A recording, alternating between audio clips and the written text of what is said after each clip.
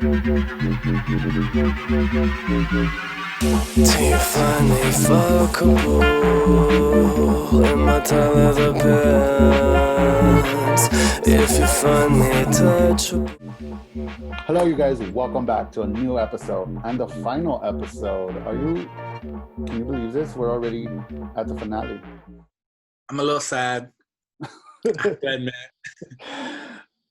I kept looking like refreshing, like really they're not gonna do more episodes, because with that the amount of people that they had in the finale episode, they could have done like 2 more episodes. Yeah, but they for sure have taken us on a roller coaster with this damn little season. By the way, I am Chris, and this is my good friend Jose. How are you? Good.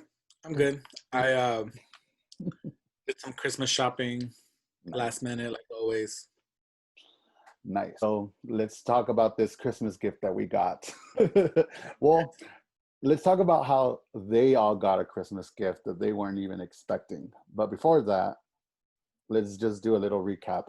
So what did we have last week? We had the talent show, and we had Nikki do a burlesque number. We had Kane and Cameron do roasts. One of them was a victor. The other one went home, and we had Cameron go home. And then we had poor little Gustavo, sexy siren, go home to the dancing wasn't enough apparently for the. I wonder if they lost any views from letting Gustavo go, because he was definitely an eye candy. People were probably protesting, and they're like, "We're not watching this show anymore. Bring back Gustavo." Right. But it's a new day in the workroom, and we get the top 3 sitting in a couch with Matthew, and they're just kind of talking about how it's how it was so far, and how they were feeling about the competition so far, right? And how excited they were for the finale.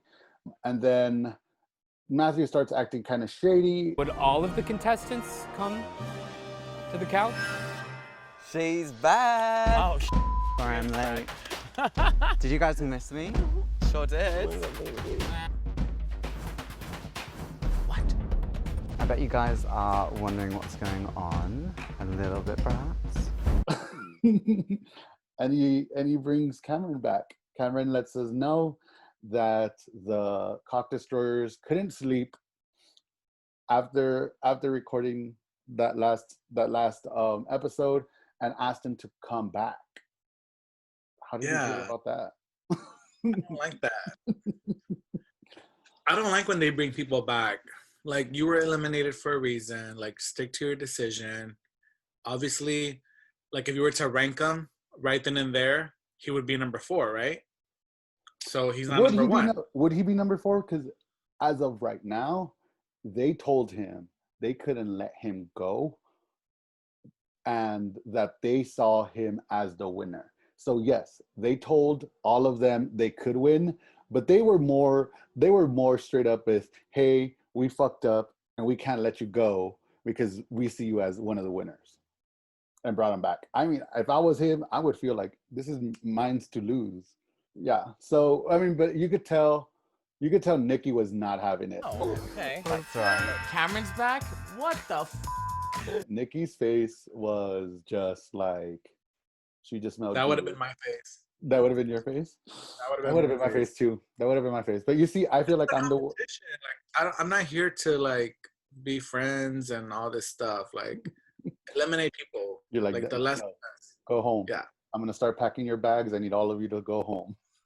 Right. But Cameron kind of ends this little thing making a joke. Fortunately, I am actually replacing one of you guys. Yeah. That person is gonna be Tyrese. I'm just kidding. You bitch! To Tyrese, kind of telling him, hey, they send me back, so now that we need to send someone else back. So we need to send someone else home.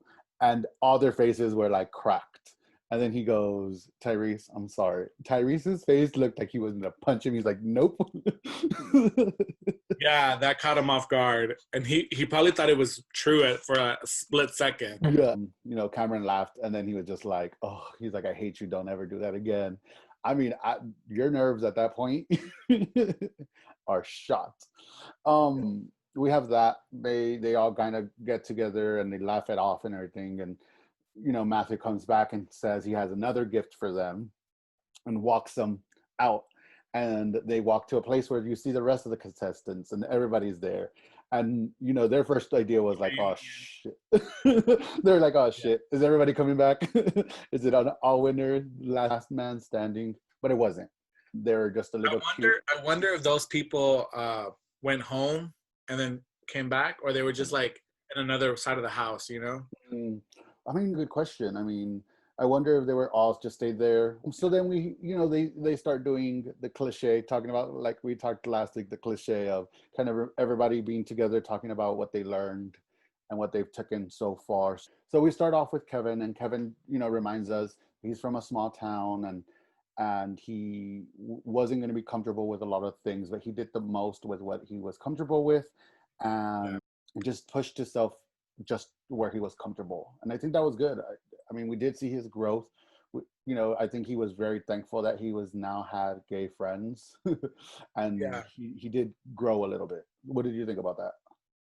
That was my favorite from all of them, because to me, that's a little bit more relatable. Not just to me, but a lot of people in general, that, you know, not every gay person or queer person lives in like New York or Los Angeles, or, you know, so there's a lot of LGBT people, and especially youth, out in the middle of nowhere, you know, and in the countryside or whatever, all these countries around the world. So for them to see somebody like them that comes from a small town that isn't like on the map or whatever in terms of gay pop culture, then it's cool to see somebody like break that, you know, barrier for themselves and like get out there.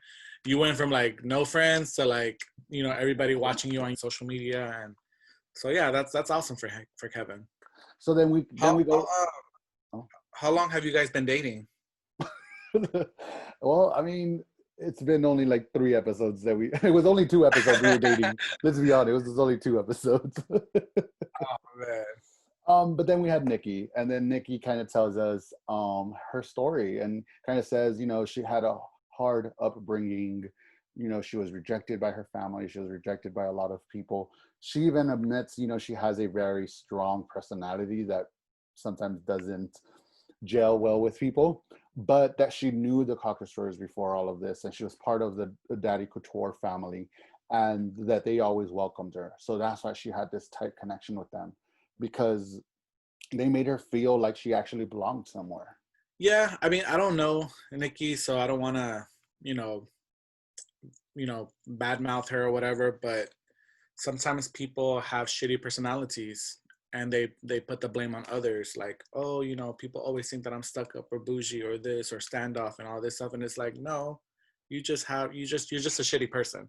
I'm not saying she's a shitty person, and I'm not saying they gave her the villain edit because she is friends with like the crew, but if I had to pick a villain, it would be me. I agree. I think she has a very, and I mean, her saying what she said kind of puts it in perspective. She had a hard life. She had a hard, it hasn't been easy for her. So I think that she's very defensive, and her defense is like an attack. Sorry, Nikki. I know you're watching. I know her, you know, she has her defenses to attack. That doesn't come off to everybody. But that is something that she could work on herself too. So I hope she's trying to work on that just for her own good. I mean, and you know what they say, gorgeous. Yeah, people don't get the villain, and they do what, you know, they get what they put out there. Mm-hmm. But it's easier to give you a villain edit if you say all those villain stuff. So we have next Cameron. Cameron talks about how he really, I mean, he was, I think, the most honest of all of them. He was like, I came on the show to get followers, to get my, you know, all my social media out there, to just, you know, show the world how beautiful I am. Yeah, that would have been me.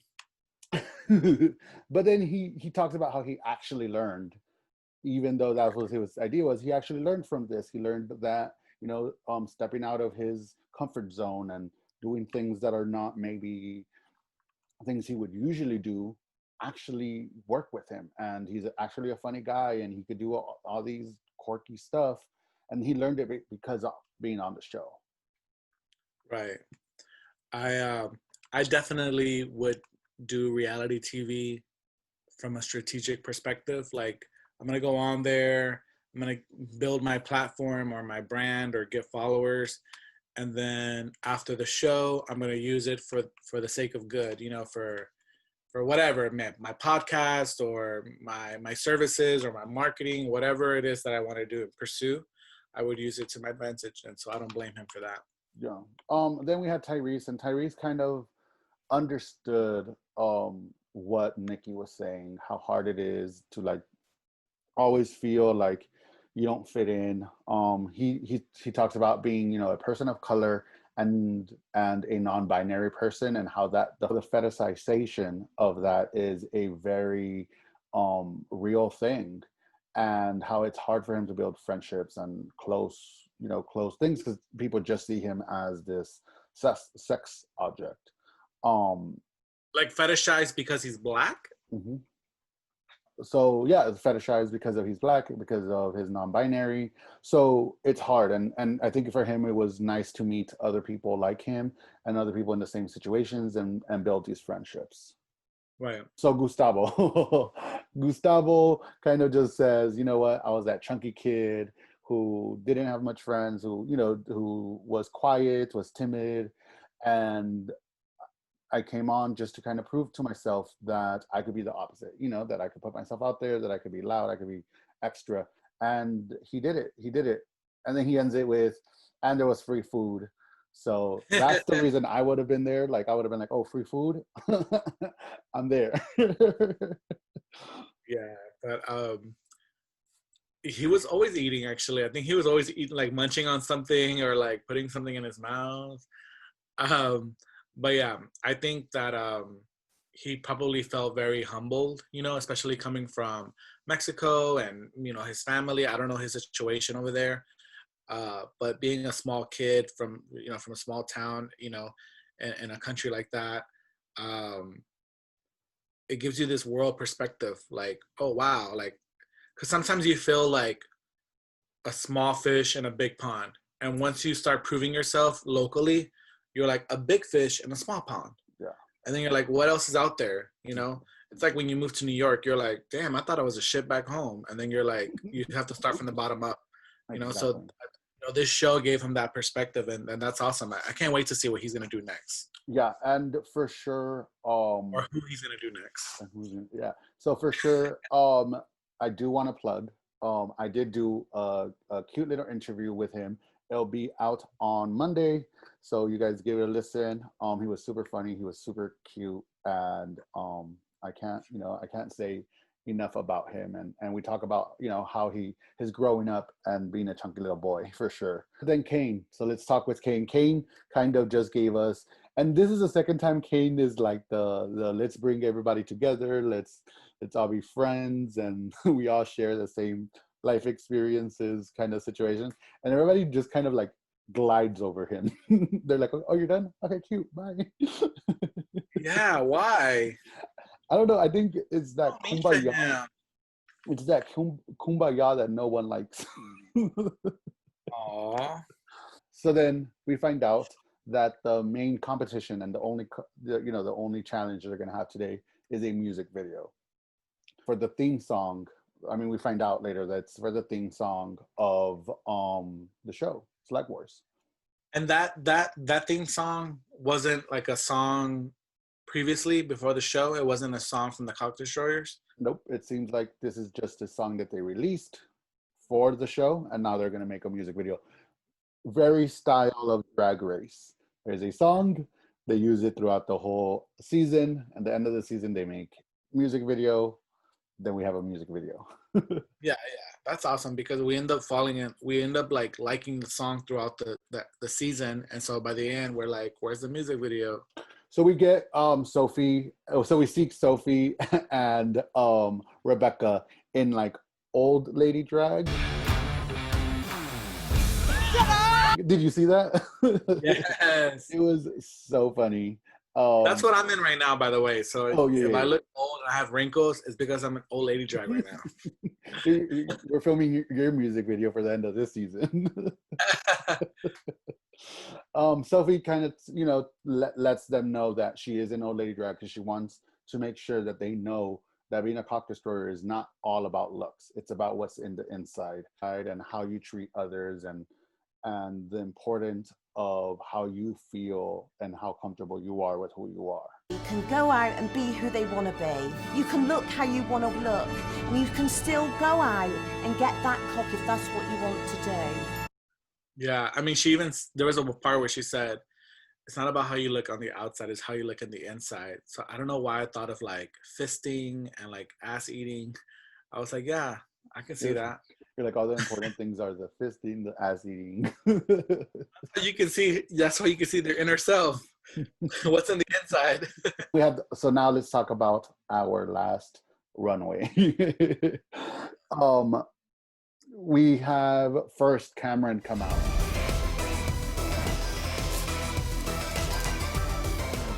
Cameron comes out in all fur with this snake print onesie with like some high boots or heel boots.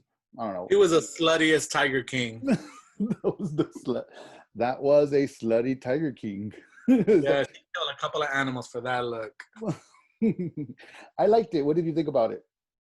I liked it too. I'm looking at it on the side over here. I thought it was very fashion, very New York, But to me, it was more like what you would wear to sit front row at a fashion show versus being in the fashion show. Is this a look you would want to get crowned on? I don't know. I think once we start looking at the other looks, this one just kind of seems pedestrian.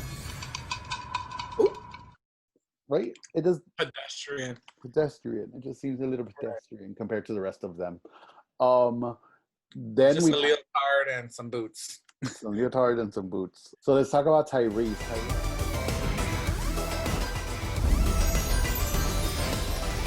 Let's talk about Tyrese. Tyrese came out in this kind of men prefer blondes look, the Marilyn Monroe look. And it was cute. It had a rip-away skirt that ripped into it just being a simple leotard again. It was cute. I thought it was cute. It was like pink, but to me it was reading like Pepto-Bismol. I would have liked more like a hot pink like that, Mm-hmm. I think that would have been sexier. Yeah, I liked the reference. I got what he was talking about. I liked that he played with the whole, being non-binary and not sticking to what you would think it would be completely feminine or completely masculine. So it was a nice little thing. So let's talk about Nikki's look. Nikki did this. You know what it reminded me of? It reminded me of Kim Kardashian's Met Gala look. Just definitely a little more slutty. It was this latex gown to the floor that showed, the V cut went all the way down to the belly button. Showed off them tatas. And it had crystals all over it, and she had some nice gloves, a choker, and she was giving you very old school kind of like pageant drag too, which was that's what I was gonna say. I was waiting for you to finish. She definitely gave that look, that pageant drag queen look. I don't know if her being trans woman would that be offensive to her to tell her like, oh, you're giving me drag vibes? Well, you could be a drag queen and you could be trans at the same time. I mean, right. Peppermint does drag, so yeah. Yeah, so she was very fishy, and the hair was like for the gods, you know. I don't like that the makeup has like a different tone from like your chest. And I think that when you're sitting in front of the vanity and you're getting your makeup done, you know, a lot of times they forget about the neck, and then they forget about their cleavage, you know, things like that. So I would have done some contouring like around the tits and something, yeah, just a little something just to kind of bring the makeup down. But let's talk about Kane now. So Kane came out dripping, dripping in diamonds with his, you know, corset and a studded underwear, a panty, if one might say, and some high thigh boots with these glasses that were dripping in stones too. It was a serve. I like that look. now that is a Slag Wars look. But you see, if Kane has shown us anything throughout this whole show, is he will bring down the looks. He has not, any of them have been a flop. They all been really good looks. She's a fashion queen. And if I would say it's a ding dong. After we see these beautiful looks, Matthew, instead of them getting to their party, you know, they always have that little get together before elimination. Before getting to that, Matthew wanted to, you know, surprise the girls and surprise everybody with card readings. How do you feel about card readings?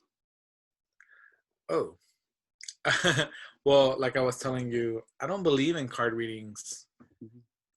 So I like that it was integrated into the show, though, because I think that that's like an interesting element.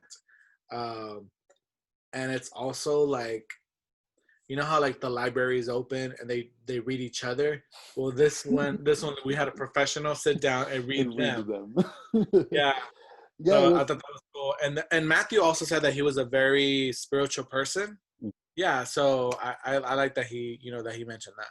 Yeah, I think it's something that is a big part of the gay community, you know, kind of card readings and just that scenes and everything that comes with that, you know, stones and candles and all this stuff. I believe in it. I mean, I will burn a candle. I get my cards read. I believe in stones and everything. So it was cute. It was cute, and it was nice to have that be part of this show. But then it's time. It's time.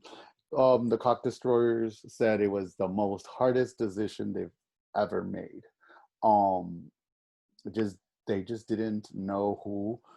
They needed everybody to kind of just give them their last couple of words and why they should be the winner.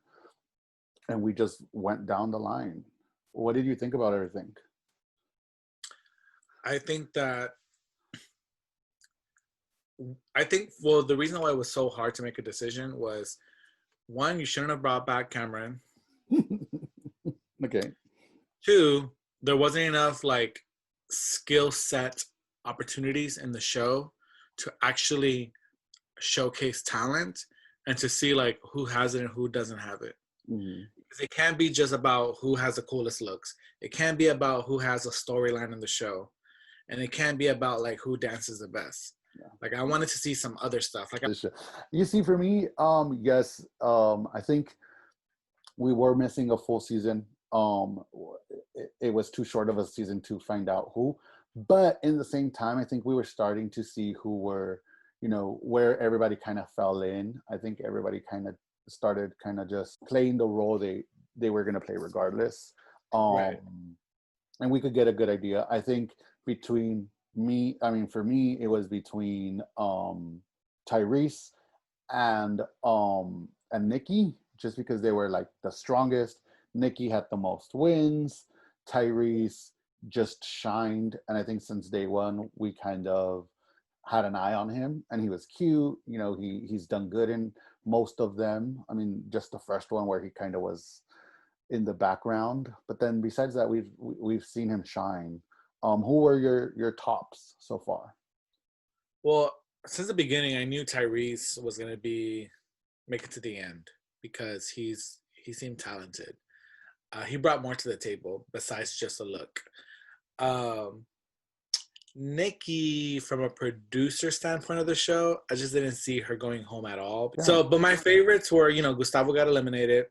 But from these top four, I think I was going for Kane. You were going for Kane? Yeah, Kane. But you see, I see why you were gonna go for Kane. But the thing is, for me, Kane blended in the background sometimes when it came to like the competitions. When it was down to the fashion, yes, shined, was amazing, everything. But when it came back to the competition, I think he was a little bit more quiet, a little bit more timid. I mean, I told you there was a lot of times where he would just speak and everybody was like, okay, so where were we? Where were we? And I think that to be a Cock Destroyer, you kind of have to, put yourself out there and be the center of attention. And I think he kind of missed that out a little bit. But here comes the the winner of season 1, Slag Wars, is. And the winner of Slag Wars is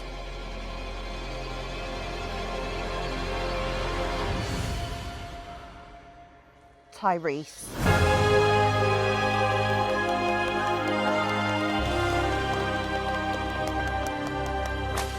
Meet the next Cock Destroyer, the dancing diva of season 1, Tyrese. Tyrese. How do you feel about that?